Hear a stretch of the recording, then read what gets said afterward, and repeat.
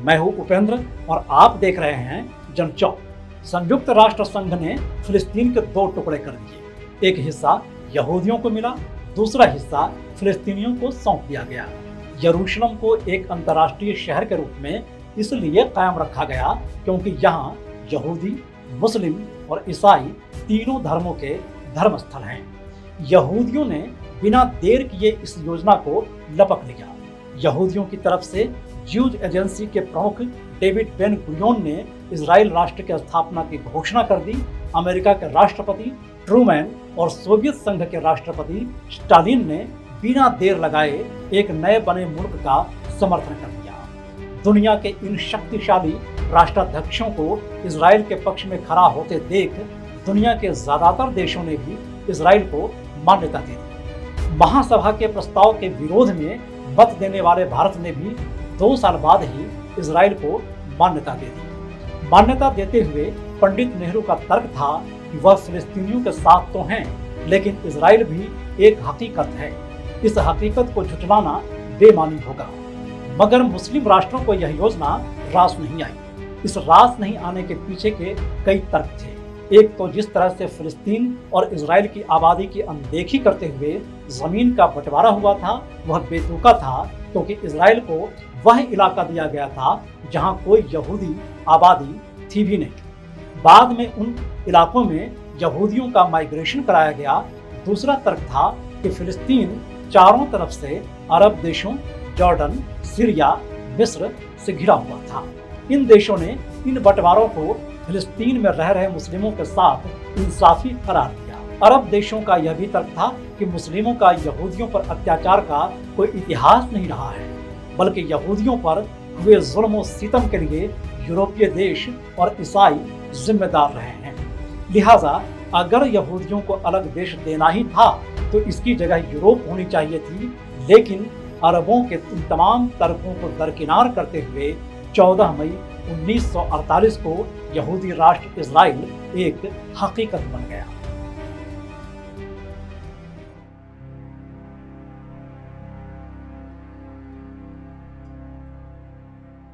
इस फैसले से तमतमाए अरब के 4 देशों मिस्र, सीरिया, जॉर्डन और इराक ने इजराइल पर हमला बोल दिया। कई अरब देशों ने इन 4 हमलावर देशों को अपना समर्थन दिया। यहूदियों के लिए यह अस्तित्व की लड़ाई थी, जबकि अरबों के लिए यह सम्मान की लड़ाई थी। मगर 1 साल चले इस लड़ाई में यहूदी भारी पड़े। इजराइल सुरक्षा बलों ने लगभग 7.5 लाख फिलिस्तीनियों को अपने ही इलाकों से बाहर कर दिया। भगाए गए फिलिस्तीनियों को पड़ोसी देश में शरण लेने को मजबूर होना पड़ा। इस पहले युद्ध के बाद फिलिस्तीनी संयुक्त राष्ट्र की ओर से आवंटित क्षेत्र का ज्यादातर हिस्सा इजरायलियों के हाथों खो चुके थे। इजराइल ने संयुक्त राष्ट्र के फैसले को अंगूठा दिखाते हुए फिलिस्तीनियों के बड़े भूखंड पर कब्जा कर लिया था। इजराइल ने संयुक्त राष्ट्र संघ की खींची गई सीमा रेखा को बदलते हुए अपनी नई सीमा रेखा यानी ग्रीन लाइन में बदल दी थी। बदली हुई परिस्थिति में संयुक्त राष्ट्र संघ ने भी 1949 में इजराइल को मान्यता दे दी। जीते हुए यहूदियों ने इसे स्वतंत्रता संग्राम कहा, तो अपना बहुत कुछ गंवा चुके फिलिस्तीनियों ने इसे द कैटास्ट्रॉफ यानी अल नकबा यानी कि अपनी तबाही करार दी। इजराइल की पहली सरकार समाजवादी सरकार थी। उसने कई समाजवादी प्रयोग किए और देखते देखते इजराइल की तरक्की एक मिसाल बन गई। इजराइल सरकार ने लॉ ऑफ रिटर्न बनाया और दुनिया भर के यहूदियों के लिए इजराइल आने का रास्ता पूरी तरह साफ कर दिया। इसका जबरदस्त असर पड़ा। 1948 में जहां इजराइल में यहूदी आबादी 7 लाख थी, 1951 में बढ़कर 14 लाख हो गई और अपने अस्तित्व के 1 दशक यानी कि 1958 पूरा होते होते इजराइल की आबादी बढ़कर 20 लाख तक पहुंच गई।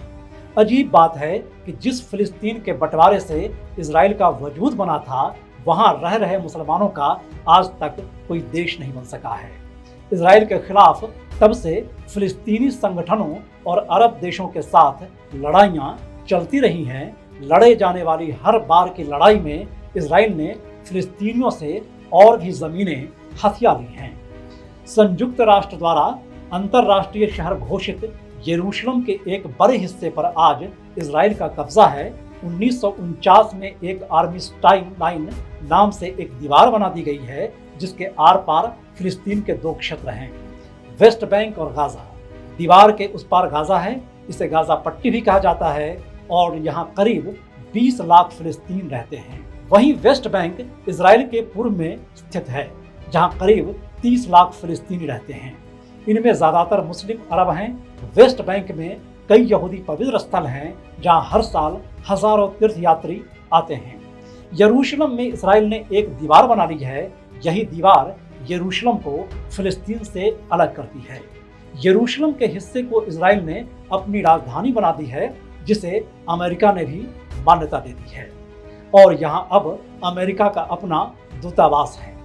बहरहाल गाजा पट्टी और पश्चिमी घाट के कुछ हिस्सों को छोड़कर फिलिस्तीन के अधिकांश हिस्से पर इस समय इजराइल का कब्जा है। वर्ष 1948 में इजराइल की स्वतंत्रता के ऐलान के बाद से ये पड़ोसी अरब राज्यों के इजराइल पर हुए हमलों के अंत में इजराइल ने संयुक्त राष्ट्र की विभाजन योजना में मिले इलाके के मुकाबले लगभग 50% अधिक क्षेत्र पर नियंत्रण कर लिया था।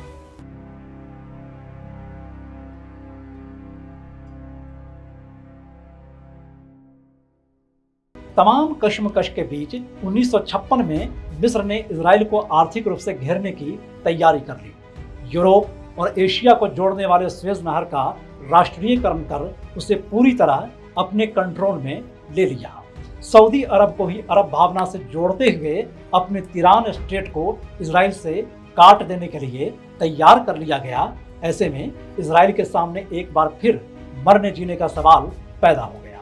इसलिए बिना देर किए उसने मिस्र पर हमला बोल दिया और सुएज नहर से जुड़े मिस्र के सिनाई प्रायद्वीप के बड़े हिस्से पर कब्जा कर लिया।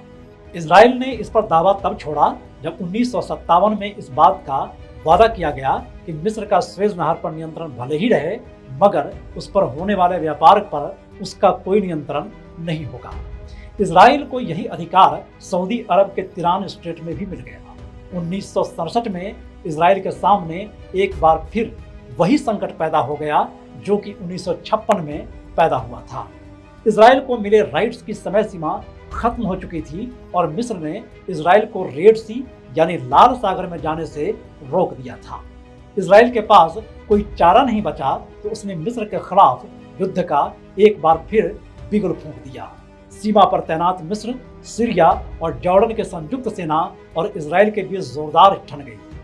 6 दिनों तक चले उस युद्ध में इजरायली सेना ने सीरिया से गोलान हाइट्स, जॉर्डन से वेस्ट बैंक और पूर्वी यरूशलेम और मिस्र से सिनाई प्रायद्वीप और गाजा पट्टी पर कब्जा कर लिया। 1967 के 5 मई को इजराइल ने 6 दिवसीय लड़ाई में जीत हासिल कर ली। इस जीत को इजराइल में बेहद सम्मान की नजर से देखा गया और 5 मई इजराइल का विजय दिवस बन गया।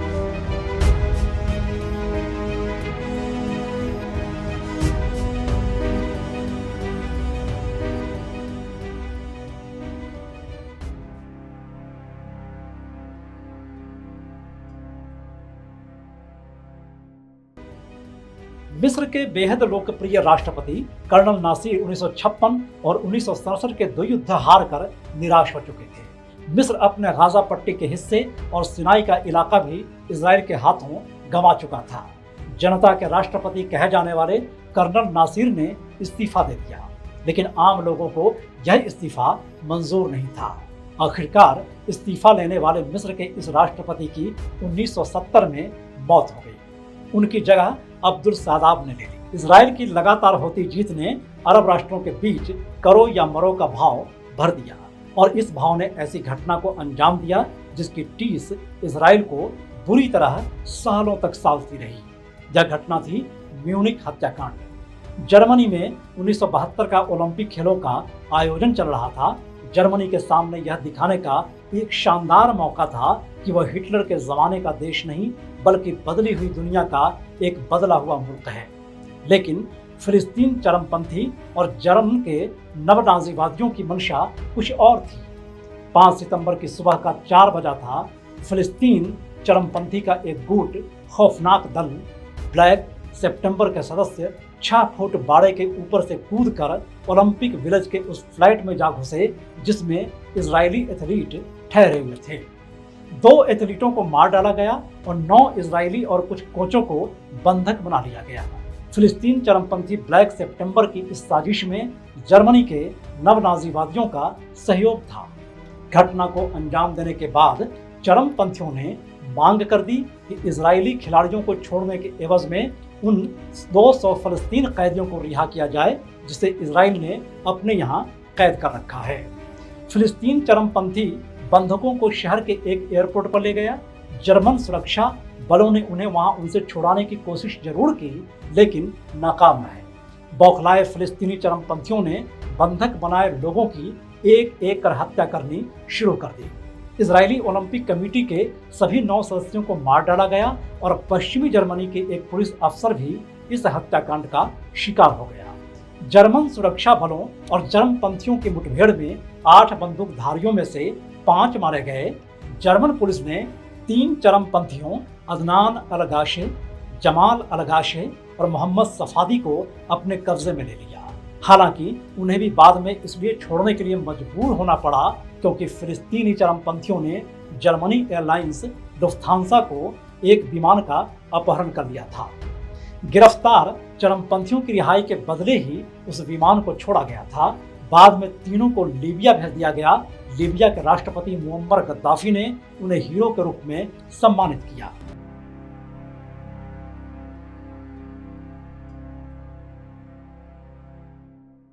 इजराइल ने म्यूनिख हत्याकांड से हड़कंप मच गया। इजराइल के लोग बदला से कम कुछ भी नहीं चाहते थे। कुछ ही दिनों बाद म्यूनिख नरसंहार में इजरायली खिलाड़ियों की हत्या में शामिल रहे ब्लैक सितंबर ग्रुप के कई सदस्यों को मार डाला गया। माना गया कि इसके पीछे इजरायली गुप्तचर मोसाद का हाथ है, जिसने रैथ्स ऑफ गॉड यानी ईश्वर के प्रकोप नामक ग्रुप बनाकर यूरोप और मध्य पूर्व के देशों से चुन चुनकर फिलिस्तीन चरमपंथियों की हत्या कर दी। गौरतलब है कि इन हत्याओं को अंजाम देने में 20 साल का समय लगा, मगर किसी को बख्शा नहीं गया। हत्या से पहले यह तरीका अपनाया जाता था कि मारे जाने वाले शख्स के परिवार में एक फूल की टोकरी भेज दी जाती थी और उसमें एक कार्ड रख दिया जाता था जिसमें लिखा होता था कि हम न तो भूलते हैं और न ही माफ करते हैं। यह यहूदियों की धार्मिक किताब ओल्ड टेस्टामेंट के उस सिद्धांत के बिल्कुल अनुरूप था जिसमें eye for eye and tooth for tooth की बात की गई है, यानी जीरो टॉलरेंस, माफी की गुंजाइश नहीं और कूट कूट कर बदला लेने की भावना। यह भावना यहूदियों के देवता यहोदा की छवि से भी मेल खाती है, क्योंकि यहोवा भी माफ नहीं करता, हर कीमत पर बुरे कर्मों की सजा देता है। और यहाँ ईसाई वाली करुणा बिल्कुल नजर नहीं आती। इजरायलियों की क्रूरता का स्रोत इसी सिद्धांत में ढूंढा जा सकता है और इजराइल की विदेश नीति में भी इसकी झलक बखूबी मिलती है।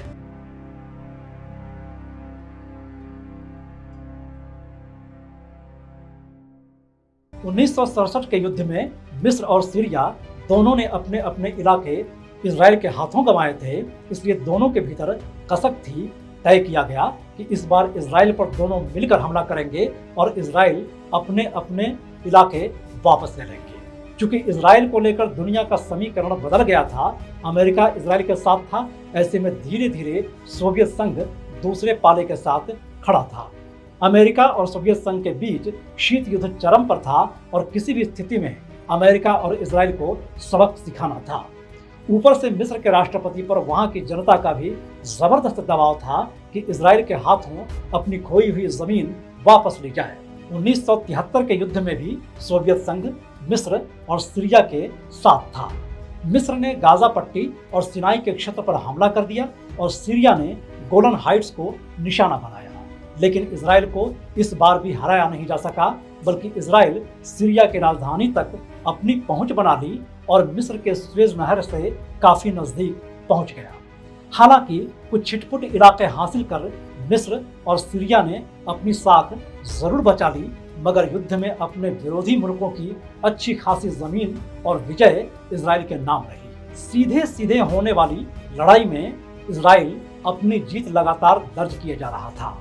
विरोधी मुल्कों की हार पर हार हो रही थी ऐसे में अरब के देशों ने सीधे सीधे युद्ध के बदले गुरिल्ला युद्ध का सहारा लेना शुरू कर दिया।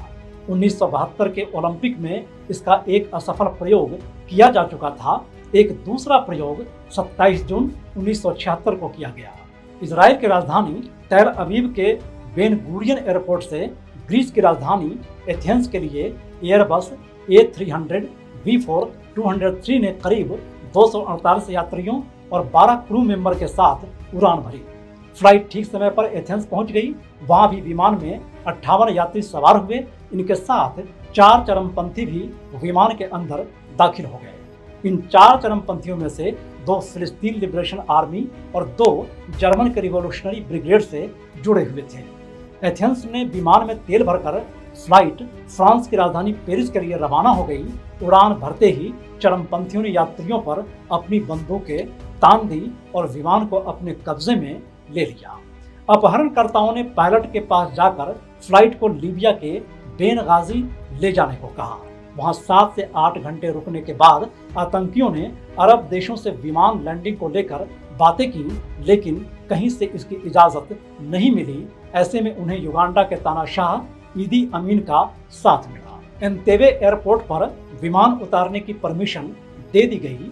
इस बीच विमान अपहरण की खबर इजराइल भी पहुंची, लेकिन उसने इसमें इसलिए दिलचस्पी नहीं दिखाई कि वह मानकर चला कि मामला फ्रांस का है। लेकिन जैसे ही इजराइल को यह पता चला कि उस विमान में सवार लोगों में 100 से ज्यादा लोग यहूदी हैं, तो इजराइल के कान खड़े हो गए।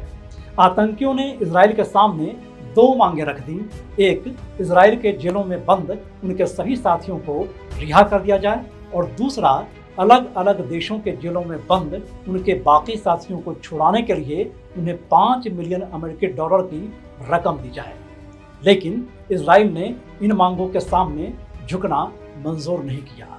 इजराइल से एंतेबे की लंबी दूरी को देखते हुए इजराइल ने पहले बातचीत का रास्ता चुना। अपने ऑपरेशन को अंजाम देने तक इजराइल ने ईदी अमीन को कई प्रलोभनों के प्रस्ताव में उलझाए रखा।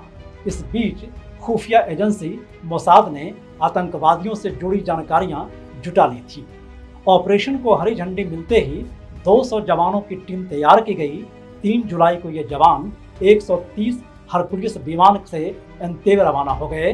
वे अपने साथ एक मर्सिडीज कार और 2 बोइंग 707 भी लेते गए, जिसमें से एक में मेडिकल टीम सवार थी और दूसरी में यात्रियों को वापस ले आने की योजना थी। इजरायली सेना का मिशन थंडरबोल्ट कामयाब रहा और अपने यात्रियों को सुरक्षित वापस लेकर इजराइल आ गए। ऑपरेशन में आतंकवादियों समेत युगांडा के 50 जवान मारे गए। वहीं इजराइल के 3 बंधक और 1 कमांडर की भी मौत हो गई। वह कमांडर मौजूदा प्रधानमंत्री बेंजामिन नेतन्याहू के भाई जोनाथन नेतन्याहू थे।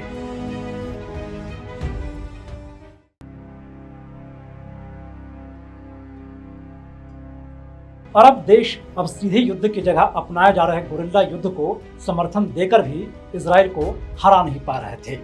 इजराइल भी लगातार युद्ध में उलझा हुआ था। वह थका सा महसूस कर रहा था। ऐसे में दोनों पक्षों ने युद्ध छोड़ शांति की राह तलाशने पर नजर डाली। 1973 में स्थापित लिक्विड पार्टी अपनी स्थापना के 3 साल बाद सत्ता में थी। प्रधानमंत्री मेनाकेन बेगिन थे। बेगिन वही शख्स थे जिसने उस इर्गुन नामक संगठन की स्थापना की थी, जिसने लगभग 20 साल पहले किंग डेविड होटल पर हमला किया था। 1977 तक पूरा परिदृश्य बदल चुका था। मिस्र के राष्ट्रपति सादात और इजराइल के प्रधानमंत्री बेगिन के बीच वार्ता चल रही थी। इसी बीच मिस्र के राष्ट्रपति को इजराइल आमंत्रित किया गया। उन्होंने इजराइल की संसद में भाषण दिया और मिस्र अरब जगत का वह पहला देश बन गया जिसने इजराइल को बतौर मुल्क मान्यता दे दी। दोनों के बीच कैंप डेविड समझौता हुआ और इस समझौते के तहत मिस्र के कब्जाए गए सिनाई क्षेत्र को इजराइल ने वापस कर दिया। दोनों गाजा और वेस्ट बैंक पर वार्ता को लेकर तैयार हो गए। इस शानदार कोशिश के लिए सादात और बेगिन को 1978 का संयुक्त नोबेल शांति पुरस्कार से भी नवाजा गया। लेकिन मिस्र के उग्रपंथी को सादात का यह कदम रास नहीं आया। और 1981 में सादात की हत्या कर दी गई। हालांकि कैंप डेविड समझौता इस इलाके के लिए शांति वार्ता की राह के मील का पत्थर बन गया।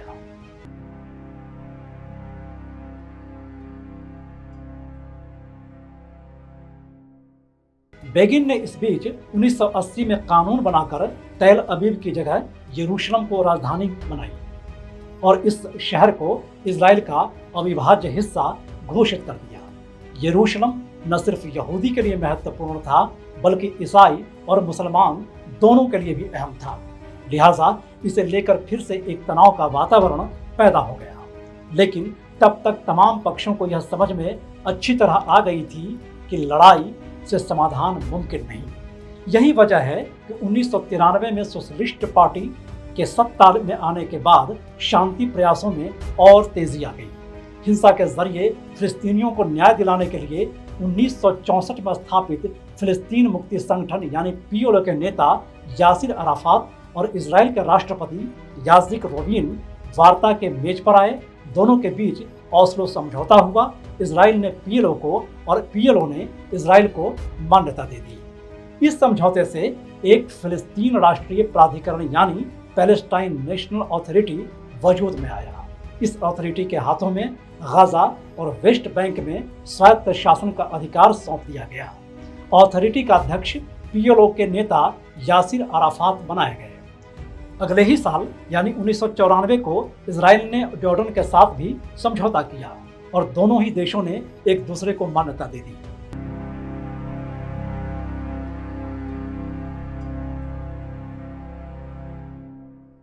दुनिया के सबसे अशांत माने जाने वाले इस क्षेत्र में शांति की नई रोशनी दाखिल होती इससे पहले ही एक चरमपंथी यहूदी यागिल अमीन ने 1995 में इजराइल प्रधानमंत्री याजिक रोबिन की हत्या कर दी। उसका मानना था कि इजराइल को शांति की दरकार नहीं, बल्कि अपने हक में चीजें लड़ कर लेने का अधिकार है। 1996 के चुनाव में दक्षिणपंथी लिक्विड पार्टी को बहुमत मिल गया और बेंजामिन नेतन्याहू इजराइल के प्रधानमंत्री बन गए। वही बेंजामिन नेतन्याहू इस समय भी इजराइल के प्रधानमंत्री हैं। बेंजामिन अमेरिका के MIT से पढ़े लिखे हैं और उस जोनाथन नेतन्याहू के भाई हैं जो 1976 के एंतेबे ऑपरेशन के नायक थे और जिनकी उस ऑपरेशन के दौरान मौत हो गई थी। बहरहाल बेंजामिन नेतन्याहू ने भी शांति वार्ता को जारी रखा। उन्होंने पैलेस्टाइन नेशनल अथॉरिटी को गाजा और वेस्ट बैंक में मिले अधिकारों का और भी विस्तार कर दिया। अरब मुसलमानों की बहुमत वाले हेब्रोन शहर को इस अथॉरिटी को सौंप दिया। हेब्रोन वही जगह है जहां हजरत अब्राहम और उनके 7 रक्त संबंधियों की कब्रें हैं। बेंजामिन नेतन्याहू की इस पहल की चौतरफा तारीफ हुई, लेकिन शांति वार्ता इजराइल की परंपरा में नहीं है। लिहाजा रोबिन 1999 के चुनाव हार गए। सत्ता में लेबर पार्टी आई और प्रधानमंत्री यहूद बराक बने। अगले ही साल 2000 में यहूद बराक, यासिर अराफात और अमेरिका के तत्कालीन राष्ट्रपति बिल क्लिंटन एक मंच पर आए। लंबी वार्ता के बाद कैंप डेविड समझौता 2000 का दस्तावेज सामने आया। इस दस्तावेज के मुताबिक संपूर्ण गाजा पट्टी और वेस्ट बैंक का 90% इलाका फिलिस्तीनियों को सौंपा जाना था और यरूशलेम पर इजराइल और फलस्तीन दोनों का साझा कब्जा होना था। लेकिन कहा जाता है कि इस दस्तावेज को लेकर इजराइल के भीतर जबरदस्त असंतोष था। लिहाजा कैंप डेविड समझौता 2000 अपने पूरा होने के पहले ही खत्म हो गया। इजराइल का अगला प्रधानमंत्री एरेन शेरोन बने और उन्होंने एक समझौते के तहत 2001 में गाजा पट्टी से अपनी सेना को पूरी तरह हटा ली, लेकिन वेस्ट बैंक बैरियर नाम से एक दीवार बनानी शुरू कर दी। फिलिस्तीनियों को दीवार का निर्माण नागवार गुजरा और फिर एक बार दोनों पक्षों के बीच तनाव ने अपनी जगह बना ली।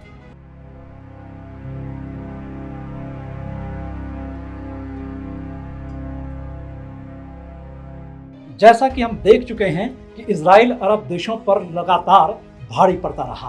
फिलिस्तीन की लड़ाई में एक नई धार की दरकार महसूस की जाने लगी थी। ऐसे में 1964 में पीएलओ की स्थापना हुई और 4 साल बाद यानी 1968 में यासिर अराफात फिलिस्तीन मुक्ति संगठन यानी PLO के मुखिया बन गए। अराफात की अगुवाई में PLO ने सशस्त्र संघर्ष का रास्ता अपनाया। अपनाए जाने वाले इन रास्ते में विमानों का अपहरण, इजरायलियों को बंधक बनाना और दुनिया भर में इजरायली ठिकानों को अपने निशाने पर लेना शामिल था। लेकिन जल्द ही अराफात को यह महसूस होने लगा कि मुक्ति का केवल यही रास्ता ठीक नहीं, और 1974 में संयुक्त राष्ट्र संघ में अराफात ने जो भाषण दिया वह उनके नजरिए में आए इस बदलाव का प्रतीक बन गया। उन्होंने कहा कि आज मैं अपने एक हाथ में शांति का प्रतीक जैतून की डाल और दूसरे हाथ में स्वतंत्रता सेनानी की बंदूक लेकर आया हूँ। मेरे हाथ से जैतून की डाल गिरने मत देना। इस भाषण के ठीक एक साल बाद अमेरिका ने स्वीकार कर लिया कि अरब इजरायली शांति प्रक्रिया की तलाश में फिलिस्तीनी हितों की अनदेखी करना ठीक नहीं। अगले ही साल फिलिस्तीन को संयुक्त राष्ट्र संघ का पर्यवेक्षक राष्ट्र का दर्जा हासिल हो गया। इजराइल के साथ संबंध को ठीक करने में यासिर अराफात ने हमेशा ही अपने कदम आगे बढ़ाए। 11 सितंबर 2001 को अमेरिका पर हुए चरमपंथी हमलों के बाद यासिर अराफात ने अमेरिका के साथ सहानुभूति व्यक्त करने के प्रतीक के तौर पर रक्तदान किया। लेकिन दूसरी तरफ 2001 में इजराइल के प्रधानमंत्री एरियल शोरेन ने घोषणा कर दी कि यासिर अराफात अप्रासंगिक हो चुके हैं और रमल्ला स्थित उनके मुख्यालय की घेरेबंदी कर दी गई। रमल्ला में बहुत सारी इमारतों को ध्वस्त कर दिया गया और यासिर अराफात को उनके ही मुख्यालय में नजरबंद कर दिया गया। अमेरिका ने आगे शर्त रख दी कि अगर यासिर अराफात सत्ता पर अपनी पकड़ ढीली करें तो शायद शांति प्रक्रिया शुरू की जा सकती है। इसके बाद फिलिस्तीनी प्रशासन ने पहली बार एक प्रधानमंत्री का चुनाव किया। फतेह संगठन के एक वरिष्ठ नेता महमूद अब्बास उर्फ अबू माजेन को अप्रैल 2003 में इस पद के लिए चुन लिया गया, लेकिन उन्होंने सितंबर में इस्तीफा दे दिया। इसके बाद अहमद कुरैशी को प्रधानमंत्री बनाया गया, लेकिन अराफात अब भी सबसे ताकतवर नेता बने हुए थे और कोई भी फैसला लेने का अंतिम अधिकार उनके ही पास कायम था। ऐसा इसलिए था क्योंकि वह फिलिस्तीनियों की उम्मीदों के प्रतीक बन चुके थे।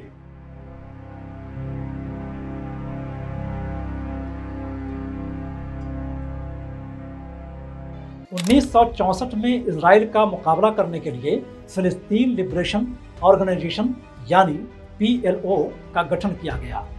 यासिर अराफात 1980 और 1990 के दशक में PLO के सबसे लोकप्रिय नेता बने रहे।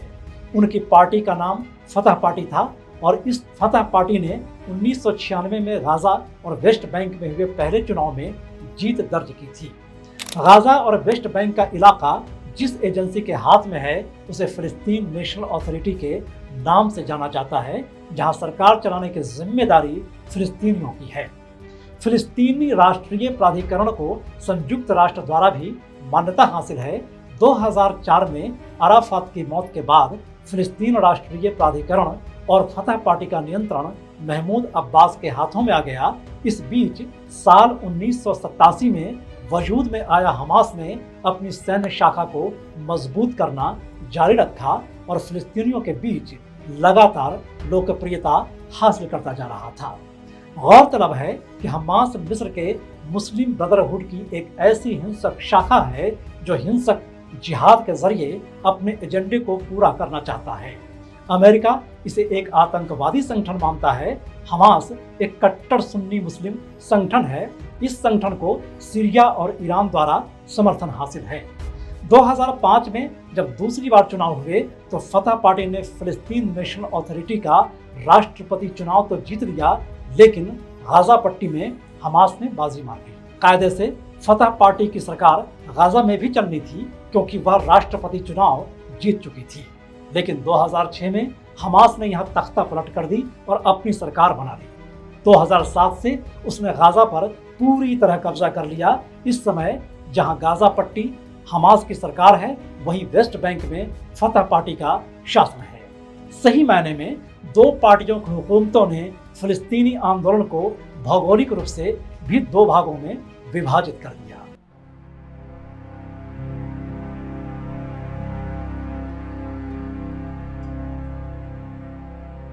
इंतिफादा का इस्तेमाल आमतौर पर बगावत या विद्रोह के अर्थ में किया जाता है, लेकिन अरबी भाषा के इस शब्द का असली मायने उथल पुथल या किसी से मुक्ति पाना होता है। दशकों से चल रहे इजराइल और फिलिस्तीनियों के बीच की लड़ाई में इंतिफादा का इस्तेमाल जिस मायने में होता रहा है वह अर्थ है इजरायली सेना के खिलाफ एक संगठित विद्रोह। इस विद्रोह को हर स्तरों पर फिलिस्तीनियों का व्यापक समर्थन हासिल है। अब से पहले 2 इंतिफादा हो चुके हैं।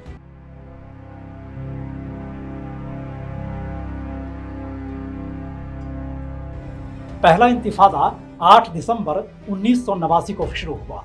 इसके पीछे का कारण 4 फिलिस्तीनी मजदूरों की मौत बनी। इन मजदूरों को ले जा रही एक कार में एक इजरायली सैन्य ट्रक ने टक्कर मार दी थी। इजरायलियों का कहना था कि यह दुर्घटना ट्रक के ड्राइवर का गाड़ी पर नियंत्रण खो देने की वजह से हुई थी, लेकिन अरब पर्यवेक्षक में से कुछ का मानना है कि वह टक्कर जानबूझकर मारी गई थी ताकि इससे कुछ दिन पहले चाकू घोंप कर मारे गए एक इजरायली सैनिक की मौत का बदला लिया जा सके। फिलिस्तीनी मजदूरों की मौत के बाद इजरायली सैनिकों के खिलाफ व्यापक हिंसक दंगे हुए। इजरायली सैनिकों ने इन्हें दबाने के लिए गोलियां बरसाईं, मगर हिंसा थमने के बजाय और भड़क उठी। पहले तो यह मुहिम आम लोगों से शुरू हुई, लेकिन जल्द ही फिलिस्तीनी लिबरेशन ऑर्गेनाइजेशन के नेता यासर अराफात इससे जुड़ी गतिविधियों को निर्देशित करने लगे। इजराइल के एक एनजीओ बित्सलेम का दावा है कि 1993 के अंत तक 1203 फिलिस्तीनी और 179 इजरायली मारे जा चुके थे। इजराइल की तरफ से हुई बर्बर कार्रवाई के कारण अंतर्राष्ट्रीय स्तर पर उसकी छवि को जबरदस्त धक्का लगा।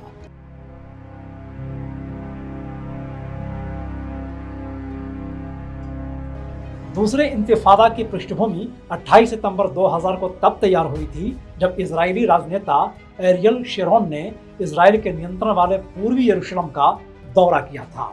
इस दौरे को फिलिस्तीनी नेताओं ने अधिकृत इलाके और यरूशलेम के टेम्पल माउंट पर स्थित अल अक्सा मस्जिद पर इजरायली दावेदारी के तौर पर देखा, और इस दौरे के वक्त शेरोन इजरायली संसद में विपक्ष के नेता थे, लेकिन इसके कुछ ही महीनों के भीतर वह प्रधानमंत्री चुन लिए गए। हमास ने 6 अक्टूबर 2000 को आक्रोश दिवस मनाया और लोगों को इजरायली सेना के ठिकाने पर हमला करने के लिए प्रेरित किया गया। इससे इजराइल फिलिस्तीन विवाद और जटिल होता चला गया। धीरे धीरे फिलिस्तीनियों ने भी अपनी ताकत बढ़ानी शुरू कर दी। इजराइल की बर्बरता और अकूत ताकत से मुकाबला करने के लिए आम फिलिस्तीनियों को सशस्त्र किया गया। पहले इंतिफादा में फिलिस्तीनी जहां इजरायली सेना पर पत्थर और बोतल बम फेंका करते थे, वहीं दूसरे इंतिफादा में हमास और अन्य जिहादी समूह इजरायली सेना के बंदूकों और गोलियों के साथ लड़े और इजरायली के शहरों पर गोलाबारी भी की। दोनों ही पक्षों की तरफ से जबरदस्त खून खराबा को अंजाम दिया जाता रहा। हमास ने इजरायलियों को मारने के लिए आत्मघाती हमलों का सहारा लेना भी शुरू कर दिया। उन्होंने इसके लिए बसों, रेस्तरां और होटलों जैसे इजरायली ठिकानों को चुना। बदले में इजराइल ने गाजा पर हवाई हमले किए और अधिकृत इलाके में बड़े पैमाने पर सैन्य कार्रवाई की। इंतफादा के कारण इजरायली अधिकारियों ने आतंकवाद विरोधी अवरोध नाम से एक बड़ी दीवार खड़ी कर दी। इजरायली अखबार हारेत्स के अनुसार 5 साल तक चले दूसरे इंतफादा में इजराइल के 1330 और फिलिस्तीन के 3330 लोग मारे गए। कई पर्यवेक्षकों का मानना है कि नवंबर 2004 में यासिर अराफात की मौत के साथ ही इस दूसरे इंतफादा का भी अंत हो गया।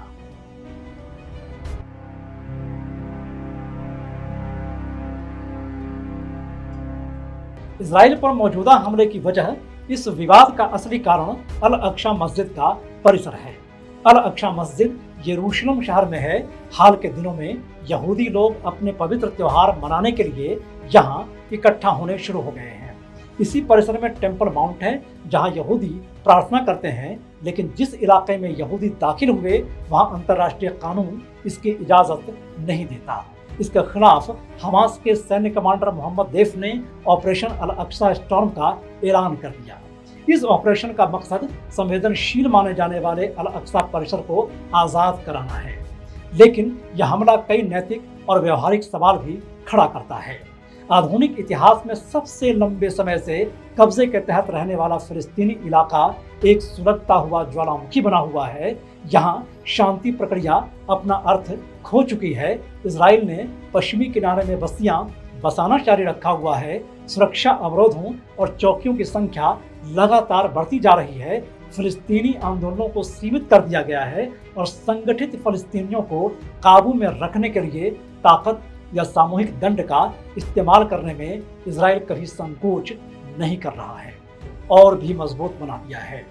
इजराइल ने हमास के खिलाफ भले ही युद्ध का ऐलान कर दिया हो, लेकिन अब तक के हमलों में हमास का कुछ खास बिगड़ नहीं पाया है।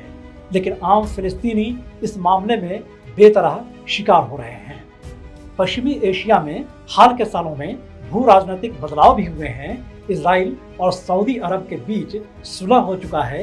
ईरान और सऊदी अरब के रिश्तों में बदलाव आ चुका है। इन बदलते रिश्तों से पश्चिमी एशिया के असली गुनाह यानी फिलिस्तीन पर कब्जे पर पर्दा डाल दिया गया है। इन बदलते रिश्तों से पश्चिमी एशिया के असली गुनाह यानी फिलिस्तीन पर कब्जे पर पर्दा डाल दिया गया है। फिलिस्तीनियों की बदहाली ने यथास्थिति का रूप ले लिया है।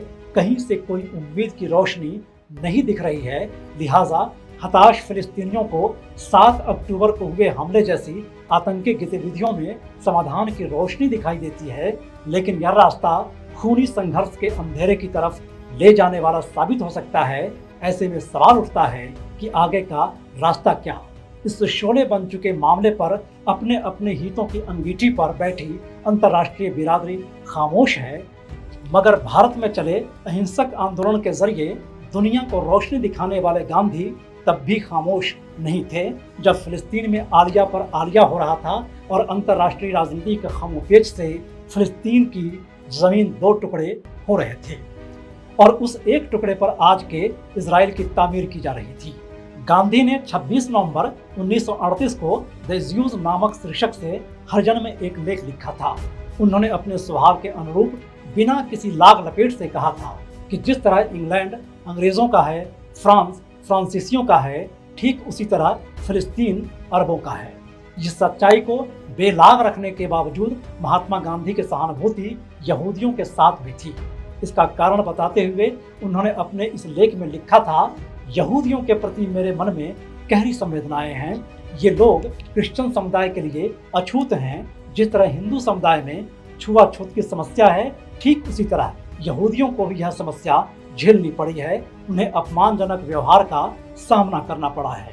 गांधी यहूदियों के साथ किए जाने वाले जर्मन नाजियों और हिटलर के दुर्व्यवहार से दुखी थे। उनका अहिंसा में अटूट विश्वास था। फिर भी उन्होंने लिखा, अगर मानवता और एक समुदाय को खत्म होने से बचाने के लिए जर्मनी से लड़ाई भी लड़नी पड़ी तो यह भी पूरी तरह तार्किक होगा।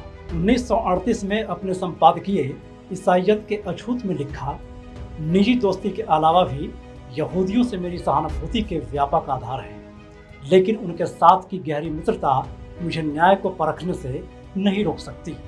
इसलिए यहूदियों की अपना राष्ट्रीय घर की मांग मुझे नहीं जचती है।